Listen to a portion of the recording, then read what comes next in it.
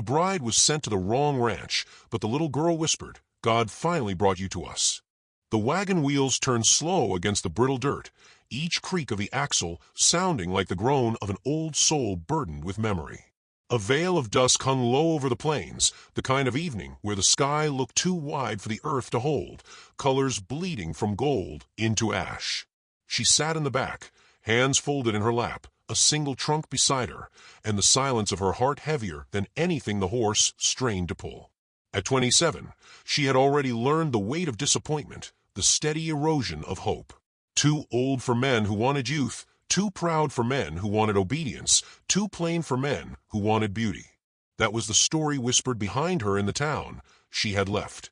Yet here she was, purchased like goods on a contract, her name scribbled onto a paper she hadn't signed herself, bound for a ranch and a man she had never seen.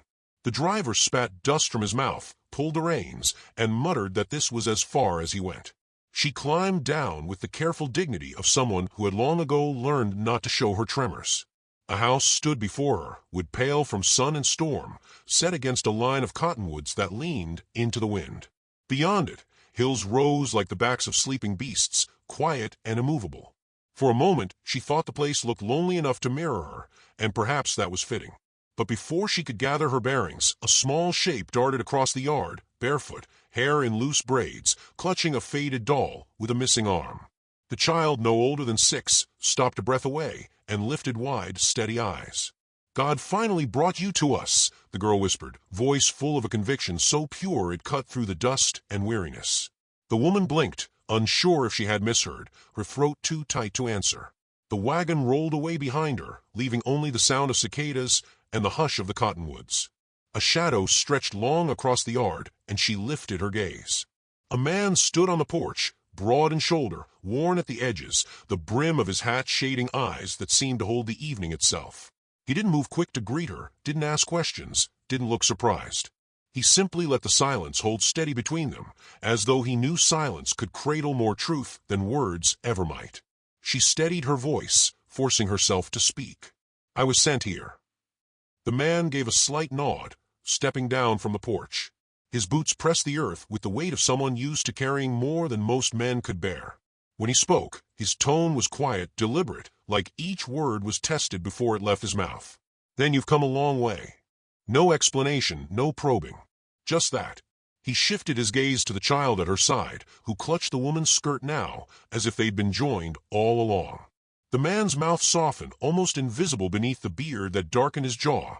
Then he turned and gestured toward the open door. Inside, the house was plain, warm but cared for. The faint smell of pine smoke lingered in the beams. A chair rocked faintly by the hearth, as though it carried memory, not motion. She stood in the doorway, unsure whether to step further. "You can rest," the man said simply, placing a pitcher of water and a cup on the table. She drank, the coolness startling against the dryness of her throat. The child climbed onto a stool nearby, legs swinging, doll pressed to her chest. The room felt oddly filled despite its sparseness, and the woman realized it was the steadiness of the man's presence, the rootedness of the place itself. Her heart whispered that something was wrong, though. She had expected a rancher who might leer, who might grasp her hand as if claiming property. She had prepared for that. But this man did not reach for her. He only went about quietly stoking the fire, mending a loose hinge on the door, setting bread on the table. His silence felt less like distance and more like restraint, as though he had learned long ago that love, when forced, bruises more than it binds. She lay that night in a bed made ready, sheets smelling faintly of lavender stored from some long summer. Sleep did not come. She thought of the contract, the bargain struck without her. She thought of the little girl's words, "God finally brought you to us," and wondered whose home she had stepped into and whether she had been meant for it all. Morning spilled over the horizon pale and slow. She rose and found the girl waiting already, doll in hand, tugging her toward the kitchen. Together they set dough to rise, and though she had not intended to stay longer than a night, she let her hands work as if she belonged there. The rancher entered without sound, carrying buckets of water, the sleeves of his shirt rolled high, forearms cut with the story of labor. He offered no greeting, only a small nod, as though he trusted the day to speak more than words could. She found herself watching the way he moved, each step deliberate, unhurried, like a man who had long since traded urgency for endurance. Days bled into one another with quiet rhythm. She mended small tears and linens, brushed the girl's hair, learned the sound of the boards that creaked in the hallway. At dusk, she watched the man mend fences, his silhouette leaning into the land with a patience she could not name. He never pressed her for reason or promise, only carved out space for her existence, as if her presence required no justification. It unsettled her, this gentleness. She had braced herself for the kind of life where a woman was little more than a tool or a prize. But this rancher looked at her with an old recognition, a kind of remembering. There were moments, brief, caught in the corner of his gaze, when she thought she saw sorrow there, as though he carried the ghost of a love he had once buried. One evening, as they sat by the fire, the girl dozing against her side, she found her voice spilling out before she could catch it. "Why aren't you asking me who I am? Where I came from?" The man set his hands on his knees, eyes resting on the flames. "A person shows you who they are without saying much, and where you came from doesn't weigh near as heavy as where you want to go." His answer, plain as it was, sank into her like a stone into deep water. She could not remember the last time someone had offered her choice. It was a week before the truth cracked open. A rider passed through, stopping for water, his words careless as he tied his horse. Didn't expect to see her here. Thought she was bound for Holt's spread downriver. The name Holt struck cold through her. She knew of him, cruel, sharp, a man who wanted a woman the way one wanted a work mule, strong enough to labor, silent enough not to protest. The rider tipped his hat and rode on, leaving only dust behind. She turned to the rancher, heart stammering, the air sharp in her chest. "I wasn't meant for here," she whispered. His gaze met hers, steady, unflinching. "I know." The words hollowed her. She had been misplaced, whether by accident or by someone's hand. And yet she looked around at the child who had fallen asleep in her lap, at the walls that seemed to breathe gentleness, at the man who carried her presence as though it were no burden at all. Her voice broke against the quiet. "Then what am I supposed to do?" He leaned forward slightly, elbows resting on his knees. "You do what no one else let you. You choose. No plea, no demand. Only that." The little girl stirred then, murmuring in her sleep, reaching out to hold the woman's hand as though tethering her to this place. The woman sat in the hush of the firelight, torn between duty and the strange ache that whispered she had already found where she belonged. The night pressed close against the windows, and for the first time in years, the darkness did not feel like emptiness. It felt like a question waiting to be answered. The days that followed were like standing between two rivers, one pulling her toward the life she had been sold into, the other whispering of a place she had never thought she deserved. She rose before dawn and found herself slipping into the rhythm of this house without ever meaning to. The little girl's hand found hers in the mornings, warm and small, her trust effortless. The man was always already at work, his figure etched against the pale light as he carried feed or swung the axe. She watched him sometimes through the window, wondering how a man so silent could fill the air around him more than voices ever could. Each hour pressed the question closer. Should she leave before the rightful claim came for her? Or had she, by stepping foot here, already chosen?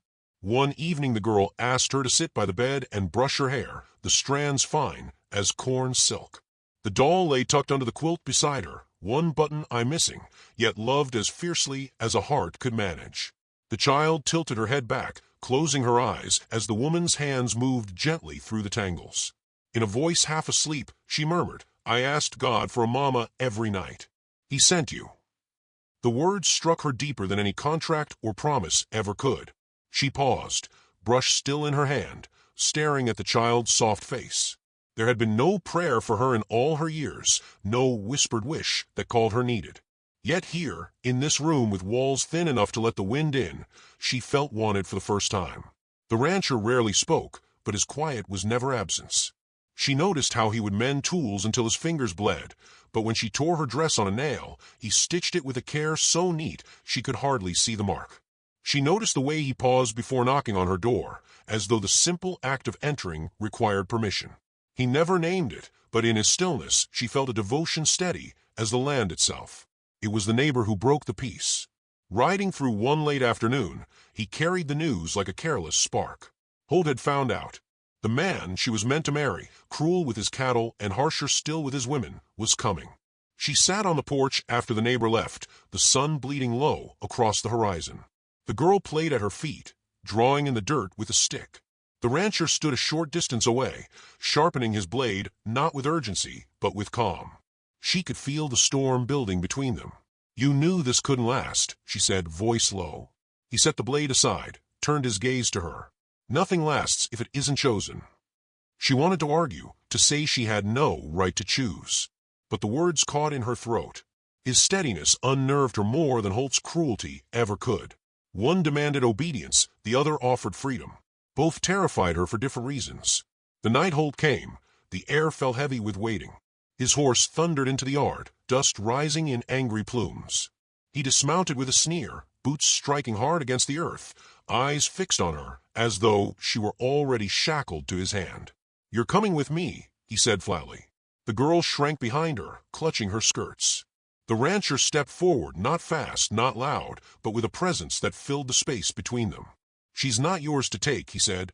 "She was promised," Holt spat. "Paid for. Signed and sealed." "She is not paper," the rancher replied. His voice was calm, but beneath it lay steel.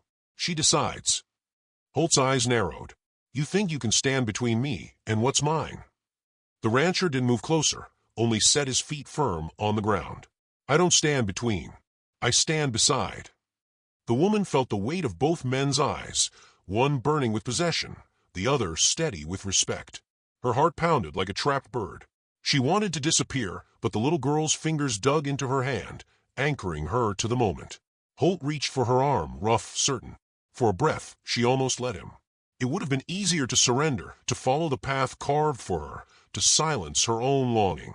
But in that instant she looked at the child's face, wide with fear, and at the rancher's stillness, and something within her broke free.